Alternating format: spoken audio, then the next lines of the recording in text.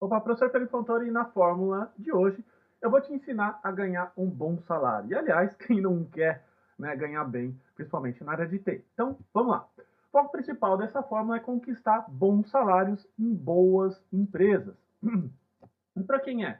Pessoas que já trabalharam na área de TI, porém não querem mais serem reconhecidas como menino da TI, que é uma expressão bastante popular, principalmente para quem está na área, que é aquela, ô menino, vem cá dar uma olhada aqui, né? Aquela coisa meio, vamos dizer assim, um pouco não tanto profissional, vamos dizer assim, no sentido de que você realmente merece ser um, mas no sentido pejorativo da palavra. Bacana? Então, quais são os requisitos? Possuir domínio de uma tecnologia de valor para as empresas. Você que já passou até aqui, já chegou até as fórmulas, você já sabe exatamente o que é valor. E se não sabe, dá uma olhada na etapa de marketing para que você possa entender. E o mercado? Empresas de porte médio a grande. E startups sérias, tá? Por que eu coloquei sério? Porque muita gente que quer criar um projeto chama isso de startup, daí aluga lá uma salinha, coloca umas balinhas lá, daí fala vamos que vamos mudar o mundo, né? Mas não é bem assim. Tem que ser uma startup séria, que tem investimento, enfim,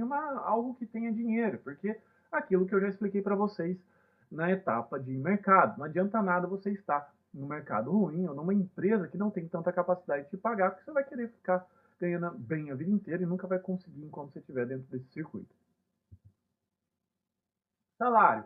Bom, um salário aí de um pleno, em torno de 3.500 a 7.000, podendo chegar até 15 mil reais, dependendo da sua localidade. Então, eu entendo aí, claro que vai ser menos casos ganhando 15 mil do que 3.500, tá certo? Então, é bom você ficar atento a isso, até para que você não se iluda, falando agora eu vou ganhar 7 mil. Não, não é isso, tá? Uma range de salário que eu já vi, já até conversei com outros amigos meus, são perfeitamente possíveis. E aqui um caso, né, só para ilustrar quando que eu comecei a ganhar bem. Bom, não sei se vocês conhecem um pouco a minha história, mas eu comecei a trabalhar como programador do INPE, Instituto Nacional de Pesquisa e Espaço, como estagiário ganhando R$ 150 por mês. Depois que eu passei ali um tempo, alguns meses no INPE, fiquei mais ou menos um ano e meio, eu consegui, depois de N tentativas no processo seletivo da Embraer, empresa brasileira de aeronáutica, o nacional do INPE, consegui entrar lá com 19 anos e depois fiquei um tempo lá fazendo umas coisas que eu não gostava muito, não era muito da minha área, depois eu um pouco me achei no desenvolvimento, consegui uma oportunidade e por fim, aí aos 20 e poucos anos, eu consegui ganhar esse salário maravilhoso e eu deixei aqui inclusive algumas fotos, né, para comprovar a história, comprovar a situação. Ali está um avião que eu ajudei a fazer, o orgulho, né? Orgulho nacional, aquelas coisas todas. Na foto superior esquerda está ali também o prédio que eu trabalhava no quinto andar, F20/4. Ali está a foto ali da minha então namorada e hoje digníssima esposa, e ali a foto ali da festa de final de ano. Isso foi uma festa de portões abertos da Embraer. E ali aquele menininho, né, com carinha de novo, dá até vontade de voltar. Mas enfim, brincadeiras à parte, aqui eu tirei uma foto da carteira de trabalho, daí eu me empolguei um pouco mais. Bacana? Então, quais são os principais problemas aí que provavelmente você deve estar enfrentando se você está assim, tá enquadrado? Bom, você ingressou na área de TI, mas ainda ganha pouco. Acredito que para ganhar mais precisa saber mais linguagem de programação e não é muito reconhecido. E qual é a estratégia que a gente vai utilizar aqui nessa fórmula de hoje? Bom, estratégia é o seguinte: tecnologia e mercados pagadores, focar nesses caras aí. Agregar valor no core business da empresa, que palavra esquisita, mas eu já explico para você logo para frente. Conceitos de gestão e liderança. Ai meu Deus, significa então que eu vou ter que ser um gerentinho, eu tenho que ser o chefinho. Não, calma, calma que eu vou te explicar. Bacana? Segue comigo que eu tenho certeza que você vai chegar no final dessa fórmula e você vai ter entendido aí essa estratégia e já vai estar pronto para executar. Aqui está a foto de um canvas e esses post-its em amarelo são os principais post-its que você precisa dar ênfase total. Os outros pode de repente não é que você vai deixar de fazer, que você vai fazer todo o seu canvas, mas você precisa focar, dar mais energia, deixar mais certinho esses que estão em amarelo para que você possa entender a estratégia que vem a seguir. Mercado, então vamos falar um pouco de mercado e tecnologia, já falando aí, dando um toque bem mais próximo aí do técnico. Primeira coisa coisa que eu tenho a dizer para você é para que você fique de olho em tecnologias de grife. O que é tecnologia de grife? Vamos pensar o seguinte, dois fabricantes de tênis, o fabricante A, o fabricante B. O fabricante B é da Nike, e não precisa nem falar a história da Nike para você, ou explicar porque os tênis deles são caros, mas só sei que é caro. Tem tênis que costumam... Tem tênis que eu já vi custar até R$ 1.000, R$ 1.500, que eu vi isso numa vitrine de loja, mas deve ter coisas por aí que eu nem vi que deve custar muito mais. Fabricante A de tênis é um fabricante simples. Então, o fato que eu comentei de grife não é que o tênis custou mais para fazer, é que aquele tênis, ou aquele fabricante, ou aquela situação, né, tem uma marca mais forte. E existem tecnologias que também têm uma marca mais forte, que são as tecnologias de grife, né? E são normalmente empresas que produzem essa tecnologia, querem vender para essas outras empresas. Normalmente a gente está falando no mercado business to business, B2B ou empresa para empresa. Você não vai vender um banco de dados super sofisticado numa dona de casa, né? Mas se você, o que eu quero dizer é o seguinte, a estratégia é assim, se você ficar de olho nessas tecnologias de grife, pegar as tecnologias de grife, começar a estudar, começar a entender, o trabalho, o grande trabalho, vai ter sido feito por essas empresas que querem vender para essas outras empresas grandes. Então pensa comigo, uma Microsoft da vida, ela tem um investimento em marketing e vendas tipo, milionário. Então, assim, eles já fizeram um trabalho para vocês, eles já pagaram caros, os comerciais muito caros, já fizeram todo um folder sofisticado, já fiz tudo isso e agora eles precisam que um profissional, de preferência certificado, ou um profissional de confiança, instale essa tecnologia. Então, se você ficar, vamos dizer assim, grudado no bom sentido, nas tecnologias, tendências e afins, você vai ser um cara que provavelmente vai ganhar mais por força do mercado, ou seja, você vai estar no Rio Amazonas em vez de estar num riachinho perto da sua casa. Você não sabe o que eu estou falando, e veja aí, então, a etapa de marketing. Bacana? Então, é sempre bom ficar atento a isso, ficar ligado nessas tecnologias para que você possa, de fato, executar. E que tecnologias e que fabricantes são esses? Bom, normalmente as tecnologias corporativas são tecnologias caras. Não é porque, vamos dizer assim, foi um código feito melhor. É caro porque tem marketing, porque tem valor, porque vale para o outro lado. Quanto não vale um banco de dados Oracle para um banco? Vale muito, vale tanto que ele coloca todas as transações financeiras dele lá. Eu suponho, tá? Estou aqui comentando, mas não conheço muito tecnologia de banco, do financeiro. Mas tem algumas tecnologias corporativas que elas são assim, vamos dizer assim, chavão. Coisa que se você estudar, coisa que se você se especializar, você não vai passar fome, aliás, você vai passar muito bem. Se você for um profissional, obviamente, competente. Tá certo? Então, aqui estão elas. Eu coloquei um mapinha aqui para você. Depois você pode baixar esse mapa. Mas tá aqui. Banco de dados, não tenho o que falar. Oracle e SQL Server da Microsoft são dois grandes. Ah, eu posso encontrar uma pessoa que ganha muito bem com o MySQL? Pode. Isso aqui, não estou falando que isso aqui é o santo grau, uma coisa que não pode ser mudada, escrito na pedra. Não, isso aqui é uma referência, principalmente referência minha. Eu não sei tudo do mercado, procuro saber bastante coisa, mas, enfim. Programação, Java, C Sharp. Ah, mas Python não é usado? É também usado. Python é usado na Google, fatura aí bilhões de dólares por ano. Mas eu estou dando uma geral. Normalmente, Java e C Sharp são usados em grandes corporações. Eles foram feitos assim, foram vendidos dessa forma e as grandes corporações adotaram e criaram sistemas nessas linguagens. E que, obviamente, são sistemas de grande porte que precisam de integrações. Se você não sabe o que é isso, são dois sistemas conversando, tá certo? O que é estar conversando? É trocando informação entre eles no protocolo SOAP. Tem algumas coisas que já são mais novas utilizando microservices e os famigerados sistemas legados. Também você precisa ficar muito esperto em utilizar alguns design partners. O que são design partners? São formas de se construir sistemas organizados. E também o que eu não pude deixar de colocar a certificação. A certificação vale muito porque é uma autoridade que também investiu muito dinheiro em marketing, falando o seguinte, olha, o Joãozinho aqui, esse cara aqui, ele sabe porque ele passou na minha prova. Claro que já foi bem mais valorizado no passado, mas ainda hoje é. Para quem não gosta muito dessas duas aí, também tem a opção de redes e servidores. Eu não posso deixar de falar do Windows Server. A Microsoft aí permeia muito essa questão do corporativo. Aí eu dei dois pequenos exemplos que usa-se muito compartilhamento de arquivos, controle de usuários, segurança da informação, muita parte de firewall, configuração de redes, enfim. Eu não sou um grande especialista, quem for, obviamente, vai poder preencher isso com mais clareza. Mas só de colocar aí você já sabe.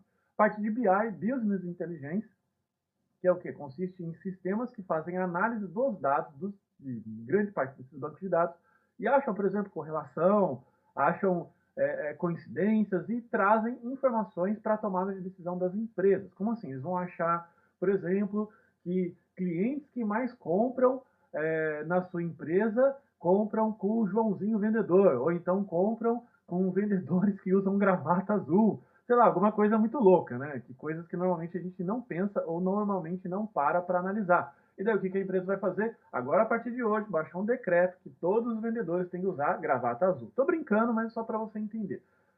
Enterprise Content Management, que é gerenciamento de conteúdo corporativo, e a gente nem precisa dizer que toda corporação usa muito papel, usa muita informação. Tem um cara ali que é o Documentum, que eu já trabalhei muito no passado, e por causa dele eu consegui um ótimo trabalho trabalhando numa empresa francesa, Solvay, mas também tem um outro novo agora, o Microsoft SharePoint, que está vindo aqui desbancando o mercado. Então, se você quer estar trabalhando nessa área, o SharePoint é a tecnologia a qual você deve estudar. Tem alguns também conhecidos ERPs, Enterprise, gerenciado, vou falar aqui lá o português, Sistema de Gerenciamento Corporativo, que são aí o SAP, os brasileiros Microsiga, também brasileiros TOTUS, e tem outros aí também que são grandes, mas esses aí já são os três primeiros. Bacana? Então, essas são as tecnologias corporativas com as marcas da grife, que é aquilo que eu falei para vocês e já expliquei no slide anterior.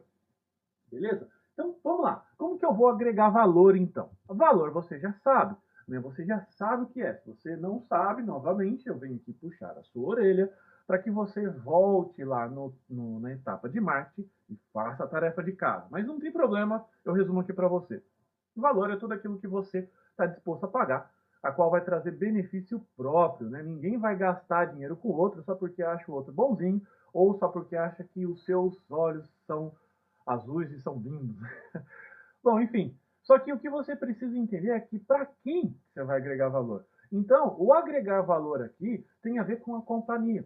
E muitas vezes a companhia não vai enxergar valor naquele código que você escreve, ele vai enxergar valor naquilo que ela pode de fato ganhar dinheiro. E a gente vai ver aqui com esse gráfico para que eu possa explicar melhor para você. Vamos imaginar então que a gente tem dois eixos.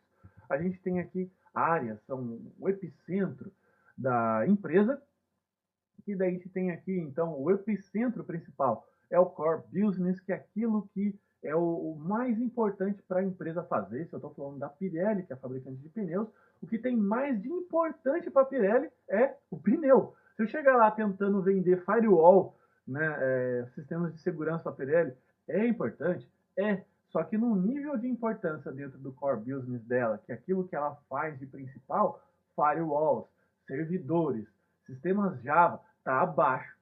Né? Claro que é uma estrutura, mas você já vai entender aqui com os próximos pontos. Então, quanto mais próximo do epicentro, mais eu tenho que se tornar estratégico, ou seja, mais eu tenho que me ligar à empresa. E quanto menos eu saio, quanto mais eu saio desse epicentro, mais operacional eu fico. Vou dar aqui uma comparação, não gosto muito, mas ela é fácil de você entender. Uma pessoa que está lá trabalhando na limpeza da empresa, ela é extremamente importante, ela é tão importante quanto o presidente. Só que nessa linha do estratégico operacional, ela é menos importante, porque ela está ali no operacional, ela está varrendo o chão, ela é facilmente substituível. Então, aqui já estou passando algumas dicas para você, que se você de fato quer ser insubstituível, incomparável, mais próximo do core business, ou seja, você tem que se envolver com coisas da empresa. Do outro lado aqui, eu coloquei aqui nesse eixo vertical para você entender quais são as ações que você precisa fazer. A tecnologia, vamos dizer assim, é aquilo que eu já costumo falar, ela é extremamente importante, ela faz parte de toda a parte operacional, ela permeia toda a empresa. Sem banco de dados, sem computador, a empresa não trabalha. Mas, se eu pensar, por exemplo, na Michelin, que é uma empresa antiga, se eu não me engano até, tipo, acho que o Goldrich, uma empresa de pneus aí, enfim, ela é centenária, né? Foi um do inventor do pneu que, obviamente, criou a empresa, ela começou a operar sem computador. Então, o computador veio depois do negócio. É isso que eu quero dizer para você. Não adianta nada, eu estou falando isso de coração, estou falando isso de experiência, inclusive, também, que eu já fui muito de pensar que, beleza, agora eu vou estudar a próxima linguagem de programação da moda que automaticamente o meu chefe vai me reconhecer. Não, não vai te reconhecer. Porque aquilo para ele, cara, só mais uma linguagem de programação. Agora, se você chegar e conhecer, de repente, a fórmula de como fazer o pneu, né? Quem vale mais? Será o cara que conhece a fórmula da Coca-Cola ou o cara que consegue programar os sistemas da Coca-Cola? Eu acho com certeza que sabe a fórmula da Coca-Cola. É isso que eu quero dizer. Se aproxime do core business, se aproxime do epicentro, para que você seja estratégico para a empresa, para que ela seja o que vai apagar a luz se alguma coisa der errado na empresa. Vai ser o último que vai sair da empresa. Bacana? E para que você consiga chegar próximo ao core business, você precisa saber de gestão, que é um pouco que eu vou falar um pouco mais para frente, tá certo? Então, continue estudando tecnologia, continua ligado, é importante para o operacional. Claro que ela não vai ficar só no contexto verdinho, amarelinho, ela está chegando ali entre o amarelo e a cor de laranja, vamos assim dizer. Só que se de fato você quer ganhar bem, você precisa conhecer de gestão, conhecer do negócio da empresa. O que a empresa que você trabalha faz? Quais são os pontos críticos dela? É uma empresa de seguro? Como é que é feita a parte de sinistro? Cartão de crédito, como é que é feita a análise de crédito da pessoa? Entende? Essas coisas não são coisas que você só estudar tecnologia você vai saber. Você precisa mergulhar ali no dia a dia da empresa, precisa de fato entender. E quanto mais você entende, mais você vai se tornando vital. Então por isso que eu gosto de colocar esse gráfico aqui e mostrar que você sempre tem ido do operacional para o epicentro, que no caso é o estratégico. Bacana?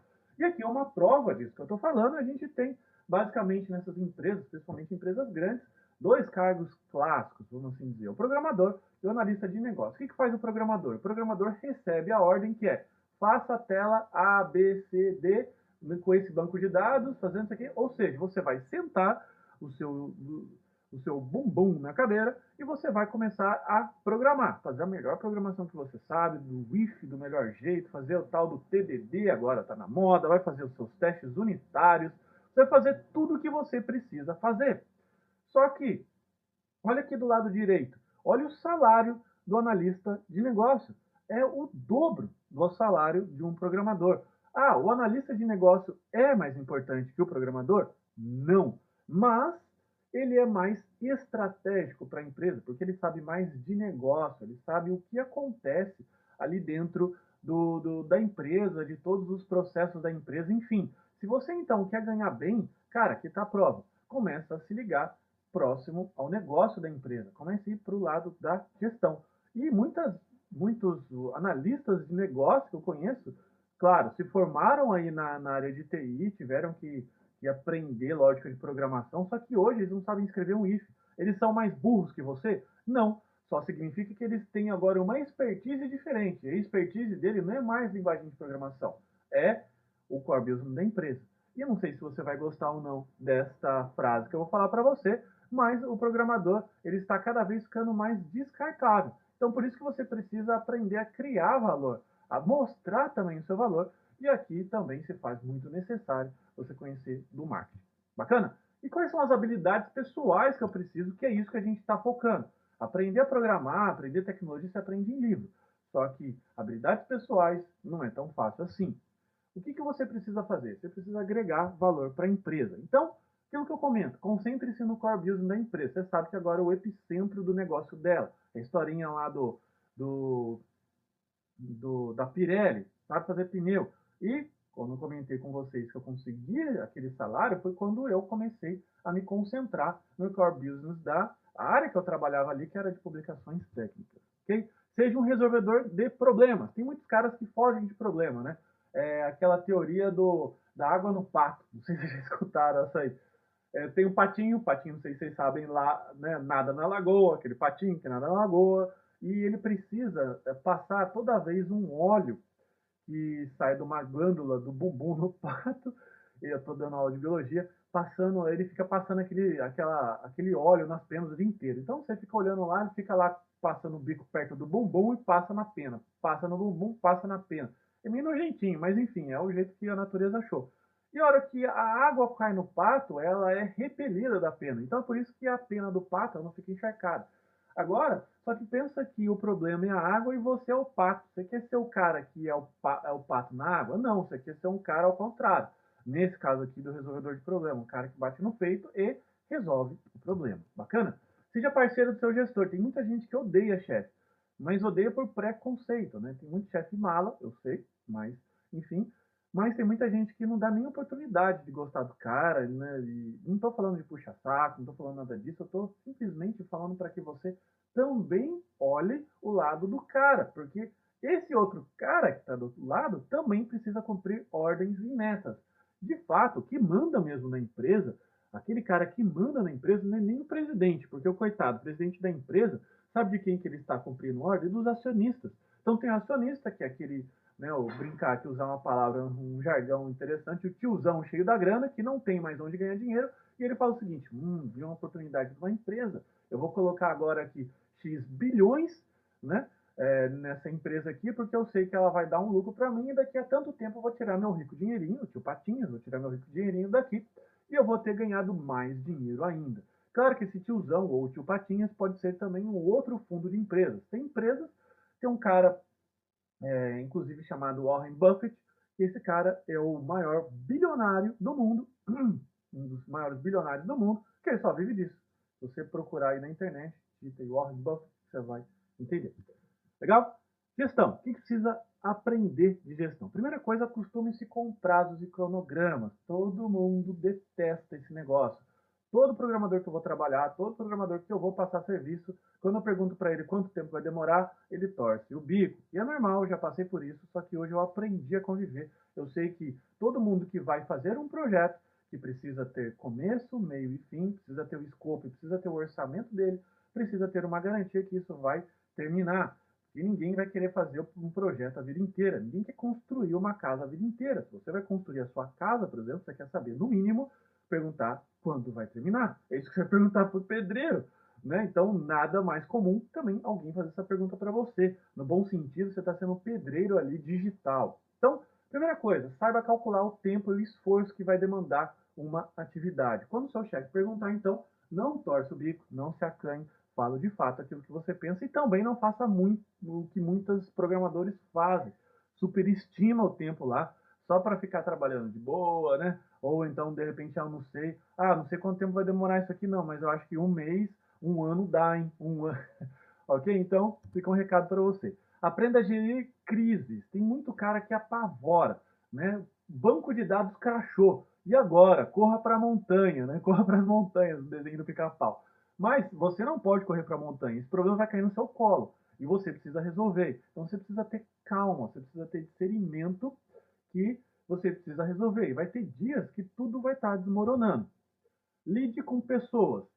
Aprenda a lidar com isso aí. O ser humano, né? Ser humano, como aprender a lidar com esse bicho. Então, esse bicho é um bicho muito complicado mesmo. É mais complicado que qualquer animal dentro do planeta Terra, mas a gente precisa conviver com esse bicho porque a gente precisa trabalhar em equipe. Carreira Y. Que treco é esse? Carreira Y é quando você precisa decidir, porque quando você não tem como mais crescer tecnicamente na empresa, eu sei todas as linguagens, sei tudo daqui, agora eu preciso, né, tomar um caminho e começar a fazer também, de repente, algumas coisas gerenciais, até para ganhar melhor. Ou seja, eu preciso me aproximar do estratégico. E a carreira Y é uma estratégia que você pode executar. Procura também sobre carreira Y, tem grandes artigos, grandes vídeos que falam sobre isso também. Mas aqui, alguma coisa que eu já deixo para que você possa começar a prestar atenção e colocar no seu radar. Isso dá sobre gestão de projetos, principalmente PMI e Scrum. O Scrum agora está sendo, quer dizer, o Scrum é uma técnica de desenvolvimento ágil, que vem do Agile, depois você pode procurar também, e o PMI é mais aquele estilo de gerenciamento de projeto cascata, waterfall, que eu vou colocando uma atividade na frente da outra e eu vou, vamos dizer assim, construindo um projeto. O PMI é, vamos dizer assim, muito difundido em todas as empresas e o Scrum está vendo devagarinho, tanto é que o PMI Book está começando a adotar o Scrum também. Faça cursos de liderança e lidere por exemplo. Sabe aquele negócio que faça o que eu digo, não faça o que eu faço? Esse negócio não funciona, tá certo? E muito provável que você não vai ser um bom líder por isso. Então, primeira coisa, comece a mudar você. Se você quer ser um líder, comece a mostrar por exemplos. Então, você não precisa deixar de gostar de tecnologia. Eu sei que tem muita gente que tem medo de deixar agora, então significa que eu vou ter que ficar só mexendo com planilha de Excel.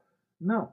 Claro que você vai mexer com bem menos tecnologia do que você estaria mexendo se você fosse só um programador, mas eu já te mostrei a diferença de salário, te provei, inclusive, com números, e agora você que decide. Você quer ficar a vida inteira ganhando 3 mil reais, você fica. Agora, se você quer de fato ganhar mais, então você precisa, né, como diria o pessoal, você precisa mexer o seu bumbum. Então, né, você não precisa deixar de gostar de programar, mas precisa aprender a lidar com outras coisas, senão alguém vai fazer isso para você no seu lugar. Então, é aquilo que eu comentei, você prefere que alguém faça para você ou você prefere fazer e ganhar também por isso? A escolha é sua.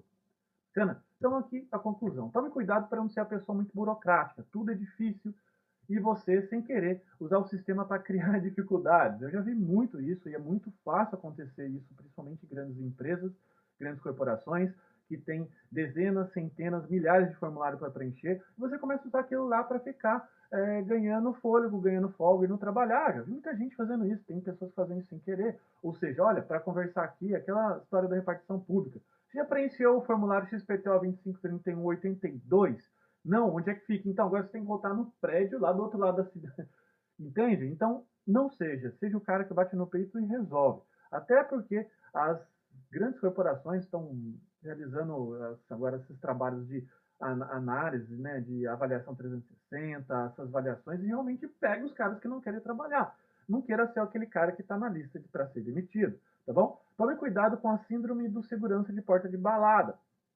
O que é isso? É aquela síndrome do micropoder. O que é o cara que está lá na frente cuidando do acesso da portaria? O cara, nada, né? Não vamos desmerecer, mas ele está lá na outra ponta no estratégico. Ele não é o presidente da empresa, ele não é o Papa, ele não é Deus, mas naquele momento, como ele é importante dentro do processo de abrir um portão, ele começa a criar dificuldade só para aquilo alimentar o ego dele. Cuidado com isso, cuidado com esse ego. Eu já passei por isso, já sei o que eu estou falando. É muito difícil você ser humilde e entender que você não é importante. Né? Você está desempenhando uma tarefa importante, mas não é você que é importante. É a tarefa que você está fazendo. Né? Então, a gente, até as corporações mais modernas comentam o seguinte: eu não sou o presidente, eu estou presidente. É muito diferente. Né? Eu estou empenhado nesse cargo agora, mas amanhã eu posso não estar mais. Daí eu vou ser como qualquer pessoa. Né? E não é aquela história, você sabe com quem você está falando? Esse negócio não existe. Bacana? Então, confiança conquista-se todos os dias. Demora, mas precisa de apenas um instante para perdê-la. Cumpre com a sua palavra. Eu estou falando isso de datas, seja honesto e dê tudo de si. O sim é importante, mas o não é mais ainda. Aprender a falar não é a maior dificuldade, principalmente do brasileiro. Se a gente vai falar com um americano, com um europeu, eles vão ter muita facilidade para falar não, porque latino é aquela história, né? Eu quero agradar o outro, eu quero, né? Eu quero ser bacana, quero ser simpático, mas daí você fala assim para todo mundo, né? Eu lembro muito bem, né? Porque meu pai estava fazendo uma casa lá, que ele chamou todos os amigos dele, vamos fazer uma feijoada aqui, que agora nós vamos encher a laje. Preciso de um monte de homem para puxar o concreto lá para cima da laje. E apareceu 2, 3, mas todo mundo disse sim. Se você perguntar para um americano, para um japonês, para um europeu, principalmente para o alemão, ele vai olhar na agenda dele e ele simplesmente vai dizer não, se ele não tiver disposto. Agora, se ele disser sim, com certeza ele vai estar lá 5 minutos antes do horário combinado. Bacana? Então, se você gostou, se você está gostando dessa forma, se você gostou, achou que isso foi útil para você, esse é o depoimento 100% honesto e também o depoimento sobre o curso. Fale para mim, fale para a turma também, enquanto que você gostou do curso, de repente não gostou, o quanto que ele abriu a sua mente, o quanto que ele te orientou e o quanto que ele está te ajudando na sua carreira. Bacana? Eu agradeço, fico por aqui. Um abraço. Tchau, tchau.